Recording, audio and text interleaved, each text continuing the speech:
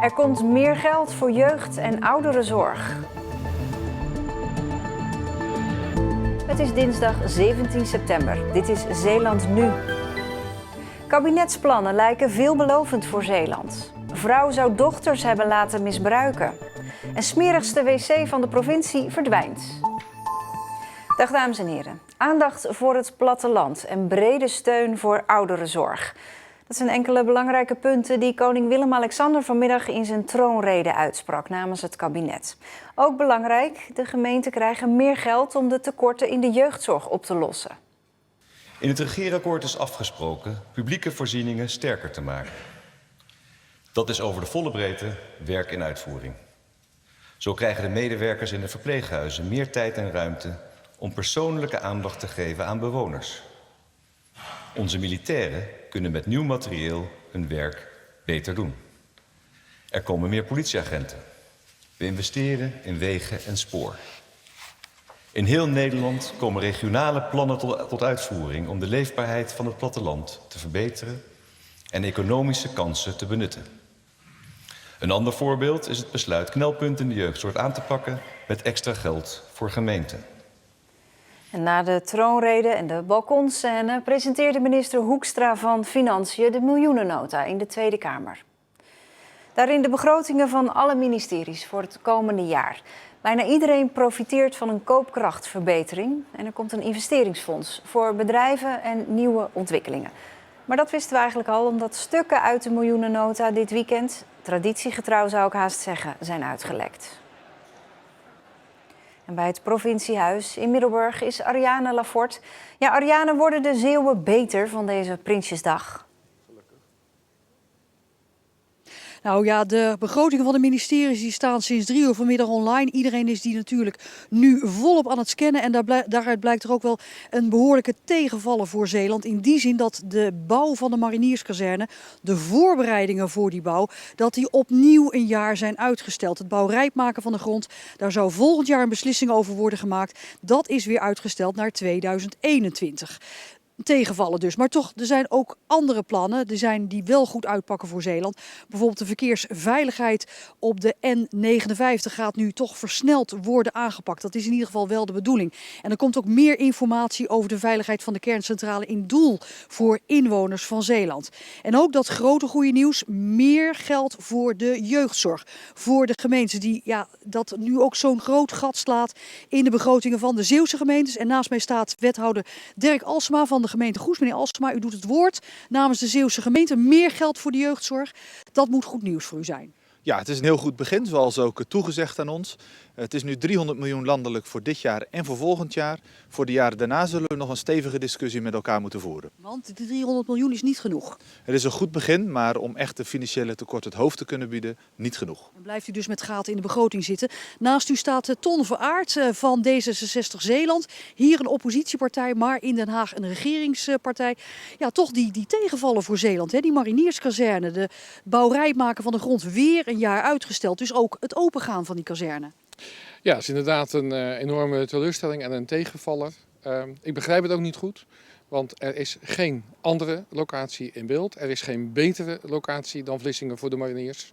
Dus ik denk dat die beslissing gewoon moet worden genomen. We moeten ook het Rijk daaraan houden. Afspraak is afspraak. En laten we het ook heel kort samenvatten. In Utrecht zijn ze er klaar mee en Zeeland is er al lang klaar voor. Maar langzaam maar zeker lijkt die marinierskazerne voor Zeeland een beetje in de mist te verdwijnen. Nou, wat ons betreft niet. Voor D66 blijft er nog steeds een project wat we graag in Zeeland zien komen. Andere partijen, met name GroenLinks bijvoorbeeld, nemen daar al afstand van. Wij zeker niet. Tot zover deze eerste inventarisatie van Prinsjesdag 2019 gezien door Zeeuwse ogen. Dankjewel, Ariane.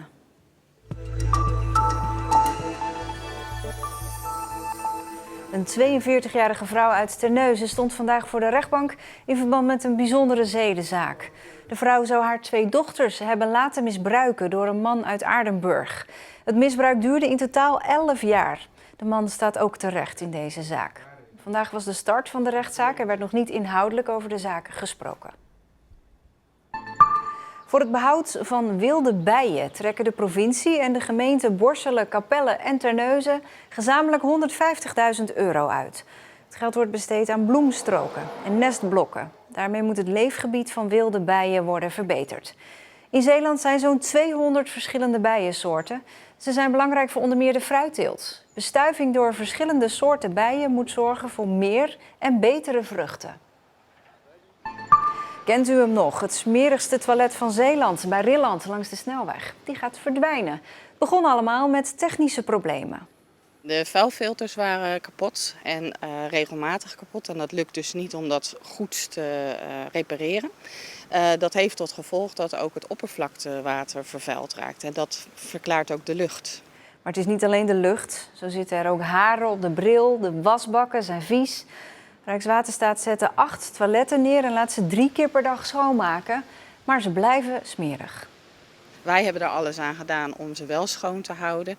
En dat lukt niet altijd. Morgen worden ze weggehaald en moet je bij hoge nood 5 kilometer doorrijden. De nieuwe tankautospuit van de brandweerpost Zaamslag. In het echt en de mini-versie, die is gemaakt door Patrick Pieters van werkleerbedrijf Blokpunt uit Terneuzen. 100 foto's maakte hij van de echte om daarmee de kleine in elkaar te zetten. Ik heb naar de brandweerkazerne geweest op Zaamslag en daar heb ik allerlei foto's genomen van de wagen die achter mij staat. En van de foto's heb ik dus alles nagemaakt. Ik ben zelf tevreden, maar het ging me vooral dat de brandweer tevreden zou zijn, dus ja. Nou, en dat zijn ze meer dan tevreden.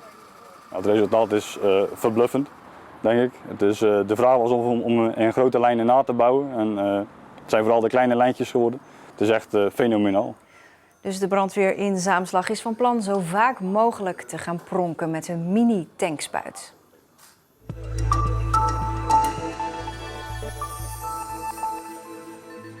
Munten, postzegels of opgezette dieren. Iedereen kent wel iemand met zo'n verzameling. En het kan natuurlijk origineler.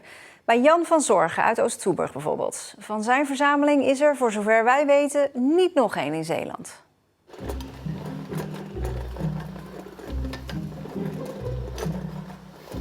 Dit is Jan van Zorgen. En Jan heeft een heel bijzondere hobby, waar hij stad en land voor afreist. Ik maak wel eens een dagtochtje van bijna 150 kilometer. En dat allemaal voor zijn geliefde koffiemolenverzameling. Ik ben begonnen met een wandkoffiemolen en op een gegeven moment is het uit de hand gelopen hobby. En om natuurlijk series compleet te krijgen. Daarom blijft hij dus maar verzamelen. Elke koffiemolen heeft wel iets bij me. Maar zolang ze maar vreemd zijn. De ene heeft een grendel, de andere heeft een wiel, de volgende heeft weer een bovendraaier. En ik ben er mee één begonnen en het is nu uitgebreid tot 600, ja, een goede 750. De goedkoopste koffiemolen is bij wijze van spreken 10 euro. En de duurste die ik hier heb staan kan 2000 euro wezen. En het gaat me nog niet eens om de prijs. Het gaat me meer om de verzameling. Jan staat vaak met zijn koffiemolens op rommelmarkten. En daar krijgt hij een hoop reacties. Nou, dan moet je uitleggen wat het eigenlijk ook is. Ja, dan zeg je het is een koffiemolen. Koffiemolen, staan ze vreemd te kijken. Ja, en dan kennen ze het niet eens. En vele mensen, ook van 30 en 40 jaar, die het niet weten. Maar ondanks dat Jan die honderden koffiemolens heeft en er heel veel van af weet, drinkt hij zelf toch liever een modern bakkie. En zelf drink ik de koffie zoals Senseo of gewoon gemalen koffie. Dus voor gemalen. Kijk, om zelf nou nog de koffiebonen te malen en dan enigszins malen, de moeite doen we er niet meer voor, want dat doen de meeste mensen niet.